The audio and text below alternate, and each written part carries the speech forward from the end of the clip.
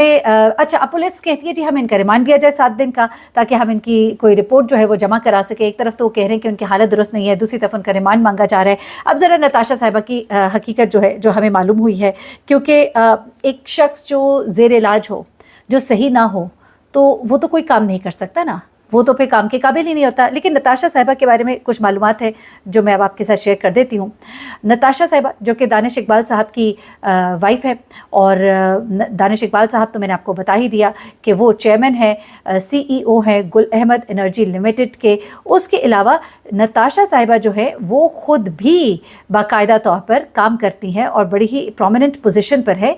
और नताशा जो है वो कराची KDA स्कीम 1 की रिहायशी हैं और बोर्ड मेंबर है मेट्रो पार्क कंपनी लिमिटेड की। जी हाँ, वो बोर्ड मेंबर है जहाँ पर उनके हस्बैंड जो है चीफ एग्जीक्यूटिव है। उसके अलावा नताशा जो है उनके बारे में कुछ चीज़ें अभी मेरे सामने आ रही हैं।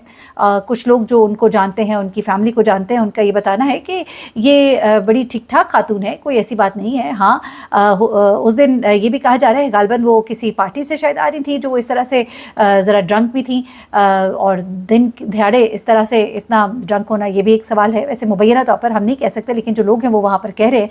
लेकिन नताशा जो है वो बाकायदा तौर पर बोर्ड की मीटिंग्स में बैठती हैं, बोर्ड की मीटिंग्स अटेंड करती हैं। कुछ एम्प्लॉइज़ जो है वो, अब जाहिर सी बात है अपनी नौकरी की फ़िक्र होती है, लोग इतना खुल के तो नहीं बताते, लेकिन जाहिर सी बात है सब जानते हैं इनको, और वहाँ पर एक सर्कल है जो इनको जानता है। और बड़े वाज़ेह तौर पर ये नज़र आ रहा है कि बचाने की कोशिश की जा रही है, पर्दा डालने की कोशिश की जा रही है। नताशा साहिबा जिनके बारे में वकील साहब तो ये कह रहे हैं 5 साल से वो ट्रीटमेंट पर है, लेकिन वो बाकायदा तौर पर अपनी मीटिंग्स जो हैं वो चेयर भी करती हैं, और उसके अलावा वो बाकायदा ऑफिस भी जाती हैं और उनकी मुलाकातें भी होती हैं, मीटिंग्स भी होती हैं। तो इतनी तो जहनी हालत सही है कि मीटिंग्स में भी जाती हैं, उस पूरे ग्रुप का हिस्सा भी है, लेकिन यहाँ अदालत में पेश होने के लिए उनकी जहनी हालत जो है वो बहुत ख़राब हो गई। ये हमारे सिस्टम के निज़ाम की ख़राबी है। खुदा के लिए सड़क पर जब निकलते हैं तो प्लीज़ अपने होश व हवास में निकला करें। ये लोगों की ज़िंदगियाँ इतनी सस्ती नहीं है कि अमीर उमरा के बच्चे जो हैं या अमीर उमरा ख़ुद जो है सड़कों पर निकल आए और उनको रोनते हुए यूँ चले जाएँ। एक बाप, एक बेटी, घर का चिराग बुझा दिया आपने, उस घर का क्या हाल होगा जहाँ से 2-2 जनाजे आज उठे हैं। बहुत बड़ी बात है कहने को।